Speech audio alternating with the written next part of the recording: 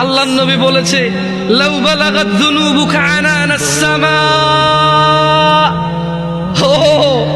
তোমরা কি হাদিসে কুদসিটা পড়ো না ছোট ভাই আমার, ও পর্দার ছোট বোন আমার, তোমরা কি শোনো না যে আল্লাহর নবী বলেছে লাউ বালাগাত যুনুবুকা আনানাস সামা, তোমাদের গুনাহ যদি আকাশের মেঘমালা পর্যন্ত পৌঁছায়, সুম্মাস্তাগফারতানি, অতঃপর যদি আল্লাহকে বলো ইয়া আল্লাহ আপনি আমাকে মাফ করেন, আল্লাহ বলছেন গফারতু লাক, তোমাকে মাফ করব, ওয়ালা উবালি, কারা পরোয়া করব না। গুনাহ কোথায় পৌঁছাবে? আকাশের মেঘমালা কোথায়? তারপরে ক্ষমা চাইলে কে ক্ষমা করবে? কারো পরোয়া করবে?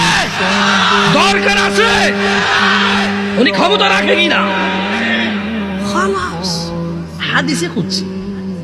তোমরা কি সূরা ফুরকান পড়ো না ভাই আমার?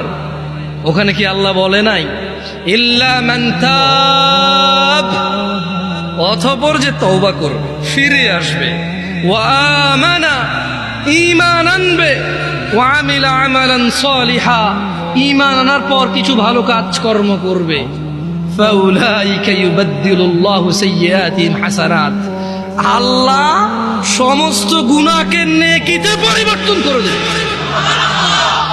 তোমার গুনাহগুলোকে আল্লাহ নেকিতে করার সক্ষমতা রাখে কিনা?